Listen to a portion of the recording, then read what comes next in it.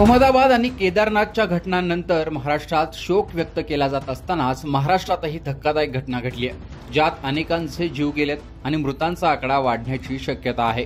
मावळमध्ये कुंडमळा येथे इंद्रायणी नदीवर असलेला पूल अचानक पडला।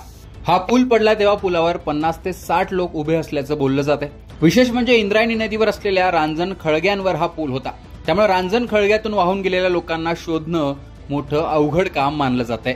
रांजण खळगे म्हणजे काय? पुण्यापासून तासाभराच्या अंतरावर असलेला कुंडमळा हा परिसर पावसाळ्यात पर्यटकांनी नेहमीच भरलेला असतो। आजही रविवार असल्यामुळे मोठ्या संख्येने पर्यटक या परिसरात आले होते। तळेगाव, दाभाड येथे देहू या गावांना जोडण्यासाठी इंद्रायणी नदीवर हा पूल बांधला गेल्याचं बोललं जाते। याच ठिकाणी मोठ्या प्रमाणावर रांजण खळगेही आहेत आणि तेच रांजण खळगे पर्यटकांसाठी आकर्षणाचं केंद्र आहेत। रांजण खळगे म्हणजे नदीच्या प्रवाहामुळे खडकाळ जमिनीवर तयार होणारे गोलाकार किंवा अंडाकृती खड्डे। हे खड्डे पाण्याच्या प्रवाहामुळे आणि त्यात अडकलेल्या दगडांमुळे तयार होतात। हे नैसर्गिकरित्या तयार झाले आहेत। जेव्हा नदीचा प्रवाह एखाद्या खडकाळ भागातून जातो तेव्हा पाण्याच्या जोरदार प्रवाहात अडकलेले दगडगोटे त्या खडकाळ भागात गोल गोल करून फिरतात, त्यामुळे या भागात झीज होऊन तिथे खड्डा तयार होतो।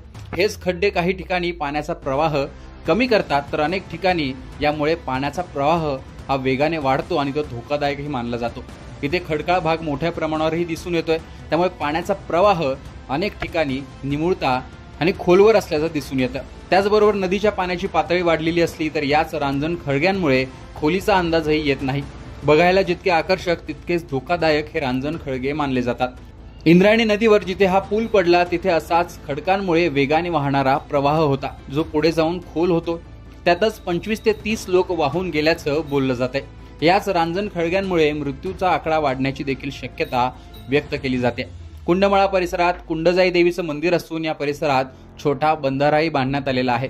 त्या बंधाऱ्यानंतर याच रांजण खळग्यातून पुढे प्रवाह हा वेगाने वाढत जातो, जो धोकादायक मानला जातो आणि तेच पर्यटकांसाठी आकर्षणाचं केंद्रही मानलं जातं। या ठिकाणी स्थानिक लोकांसाठी 30 वर्षांपूर्वी हा पूल बांधल्याचं बोललं जात आहे आणि धोकादायक रांजण खळग्यांवरच लोखंडी गर्डर टाकून हा पूल जोडण्यात आलेला आहे। यावर लोक दुचाकी घेऊनही जात असतात, असंही स्थानिकांनी सांगितलं। पुणे परिसरात 2 दिवसांपासून मोठ्या प्रमाणावर पाऊस सुरू असल्याने नदीची पाणी पातळीही वाढलेली आहे, त्यामुळे वाहून गेलेल्या लोकांना वाचवणं मोठं अवघड काम मानलं जाते। हा परिसर धोकादायक असून दरवर्षी इथे अनेक घटना घडतात असं स्थानिकांनी सांगितलंय। मात्र ही घटना फार मोठी मानली जाते। ओव्हरवेट झाल्याने हा पूल क्षणात तुटला आणि त्यावरूनच जाणारे पर्यटक थेट नदीत कोसळले असंही सांगितलं जाते।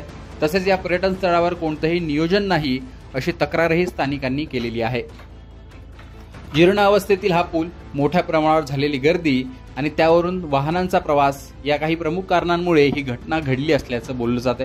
मात्र अद्यापही मृतांचा आकडा किंवा वाहून गेलेल्यांचा आकडा समोर न आल्याने ही घटना किती मोठी आहे याचा अंदाज लावला जात नाहीये। मात्र ही घटना महाराष्ट्रात चर्चेचा विषय ठरते। या घटनेविषयी तुमचं मत कमेंट बॉक्समध्ये सांगा। लोकमतचं YouTube चॅनल सबस्क्राईब केलं नसेल तर आठवणीने सबस्क्राईब करा।